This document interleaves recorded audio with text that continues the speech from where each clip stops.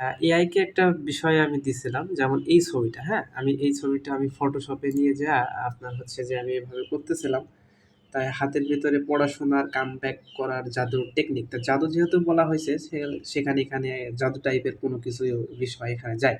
তো সেজন্য আমি একটু এআই এর হেল্প নিতে চাচ্ছিলাম। আমি এআই এর হেল্প নেওয়ার জন্য ChatGPT তে গেলাম।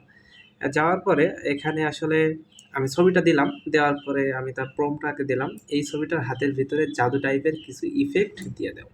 এটা আমার ১ম অবস্থায় আমি মনে করি এটা আমার ভুল হইছে। এই প্রম্পটটা আমার এইভাবে দেয়া ঠিক হয় নাই। আরো ব্রিফ করা উচিত ছিল। ঠিক আছে? তো ১ম অবস্থায় আমি তাকে এটা বলি, বলার পরবর্তীতে সে আমাকে দেখেন আমার রেজাল্টটা দেয় এমন।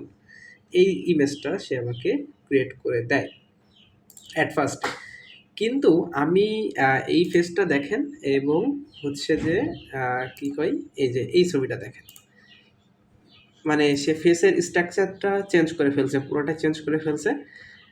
তারপরে আমি মনে করলাম যে আমার প্রম্পটে একটু ঝামেলা আছে। মানে প্রম্পটটা আমি একটু ব্রিফ করলে ভালো হইতো আরকি। আমার এখানে ভুল আছে। আচ্ছা, আমারই ভুল।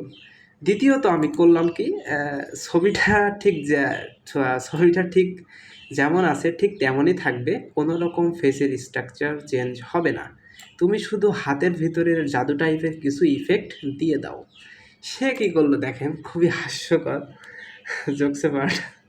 সে ছবিটা পুরাপুরি চেঞ্জ করে ফেলছে।